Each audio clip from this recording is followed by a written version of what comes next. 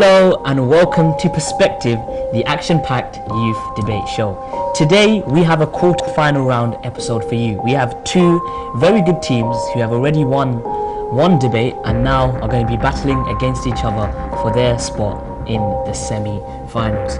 So the two teams we have today are arguably the best, and we also have Team Nexus. Before we head over into the topic, I would just like to introduce the judges that we have here today first, because they are going to be deciding which way today's debate goes. So, the judges today. In the middle, we have Swiber. She's 20 years old. She studied philosophy, sociology and drama at A-level, and she's pursuing a career in acting. Now, before I move on to the next judge, Swiber, can I ask you, what are you looking for today in the winning team? Some strong arguments which are delivered confidently, and some evidence, some statistics to back up the points that you're making would be good. Thank you very much, Swiber. Next to me, we have David Thompson. He's enjoyed a variety of careers, including being in the British Army, Sultan of Oman's Air Force, in physiotherapy, and also working with families. So, David, can you tell me what you're looking for today in a winning team?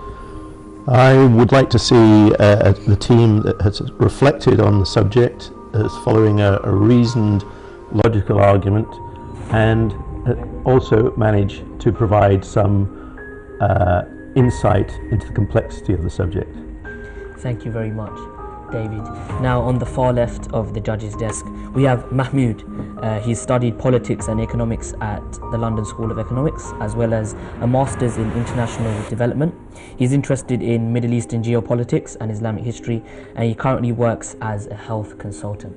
So, Mahmoud, what are you looking for today in the winning team? So as usual, just make sure, like Suhaib said, you back up your points with any evidence that you've accumulated, and make sure to kind of deliberate before you say your points as well, and have fun.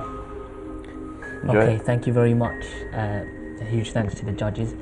Now we're going to come on to the contestants for today. So yet again, just before I head over into the topic, I'm going to ask the contestants to introduce themselves. And now what I'm going to do is I'm going to ask each of you to give me your name and also one interesting fact about you. So can we start with Team Nexus? Can I ask you to pick up the microphone, give me your name, an interesting fact about you, and pass it on to the next person? My name's Zayn and I play football. Thank you very much. My name's Masuma and I'm still scared of the dark. My name's Nima and I play the violin. Okay, thank you very much, Team Nexus. Now can I head over to arguably the best? My name's Jason and I have strong interest in driving. My name's Anish and I play the trombone. My name's Anaya and I like art. Okay, so thank you very much, arguably the best. So today we have a very mixed bag of contestants, from someone who's scared of the dark to someone who plays the trombone. Okay, so let's head on over into the topic. Today's topic is, as usual, a very controversial topic. It's euthanasia. So it's the whole idea of, should people be allowed to go on to live their life, or are you really living if you're living in any sort of pain or illness? But what I'm going to do is I'm going to introduce, like I've already introduced the teams, but now I'm going to tell you that arguably the best, today they are going against euthanasia, going to be debating against it, and we have Team Nexus who are going to be debating for it. So without further ado, let's head on over into the first segment of today's episode, the speech round. So what I'm going to do is I'm going to ask all the contestants to give a short 1 to 2 minute speech, just outlining some of their main points on today's debate, and once we have both teams done, we'll move on. So I'm going to ask arguably the best to start first. So can I ask each contestant to give you a short 1 to 2 minute speech, and then please pass it on to the next person. Today I am arguing against euthanasia. I am doing this for a variety of reasons.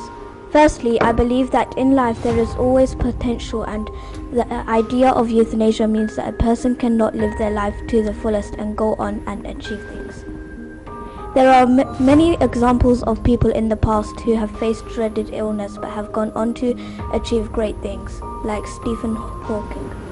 I also believe that if euthanasia was to be allowed in countries, it could lead onto a slippery slope, in which doctors and governments may start to decide which lives are worth saving and which lives are not. We have seen examples of such disasters like this in the Nazi regime, where they started deciding which lives they wanted to end and effectively playing God. There are just a few reasons of why I am against euthanasia. However, I can assure you that there are many more. It's expensive to keep a patient in the hospital, so family might be inclined to euthanize the patients. Okay, thank you very much, Inaya. So every year in the NHS, tens of thousands of people are misdiagnosed. In fact, 1 out of every 6 person is misdiagnosed with illness. So if euthanasia was legalized, think of many people who, under the wrong impression, go forward with euthanasia and seeing as it's irreversible, are misinformed and hence end up dying. Thank you very much. Anush? Euthanasia weakens society's respect for the sanctity of life. Accepting euthanasia accepts that some lives, such as those that are disabled or sick, are worth less than others. That is why I'm against euthanasia. Furthermore, when you come to concepts such as voluntary euthanasia, you start with a slippery slope, which also which leads on to stuff, as mentioned, like the Nazi regime, where euthanasia leads on to mercy killing, etc. With proper palliative care, the use of euthanasia is unnecessary. There's no way of properly regulating euthanasia, but with palliative care, it's made sure that people who are terminally ill do not have their life extended or shortened, and that's the best way to go forward. So thank you very much, Jason, and thank you very much, team, arguably the best, for giving us some very strong open evidence there.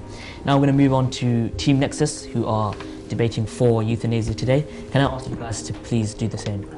Today I will be talking about the moral aspects regarding euthanasia and why we are for it. As you may know, euthanasia is in simple terms, this is suicide.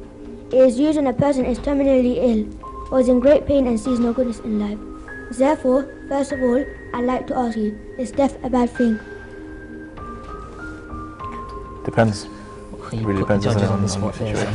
For those seeking death and asking for euthanasia, it quite clearly isn't. To these people in agony and horrible conditions, death is an escape, it is peace.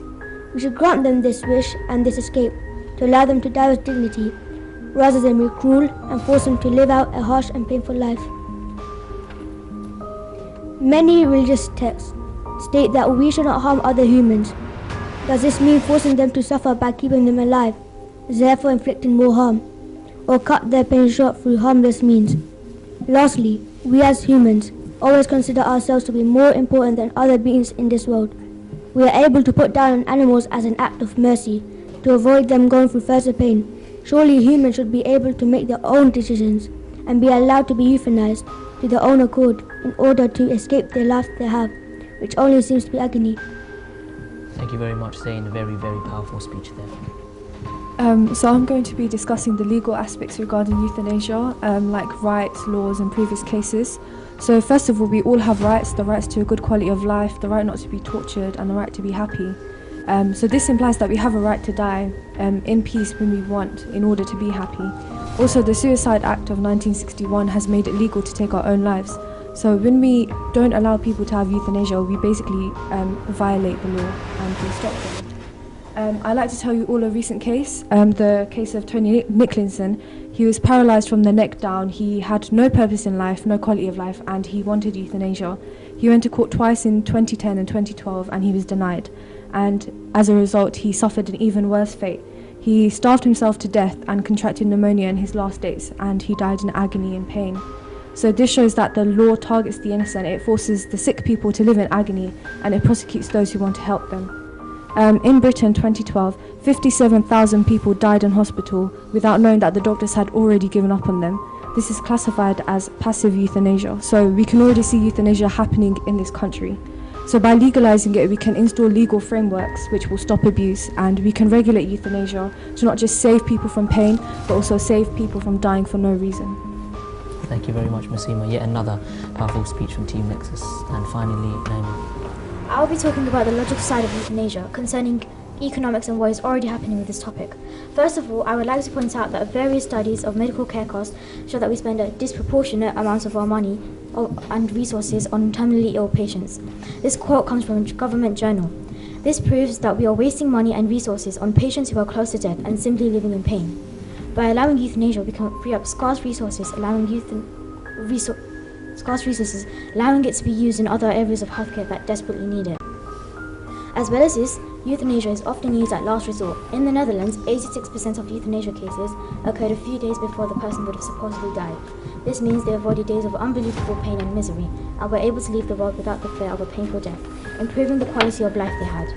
Furthermore, euthanasia has actually been proven to save lives. The New England Journal of Medicine has found that before euthanasia was legalized, 0.8% of procedures happened without permission from the patient, which halved to 0.4% after euthanasia was legalized. This shows legalizing euthanasia decreases the crime which occurs regarding it, and installs legal frameworks to protect people. Thank you very much. So thank you very much, Team Nexus, for your speeches. So the judges, I'm sure that you've got a lot to digest from these opening 6 speeches from Arguably Best and Team Nexus. Before we head on into the break, I'm just going to come back to the judges, and I'm going to ask you very briefly,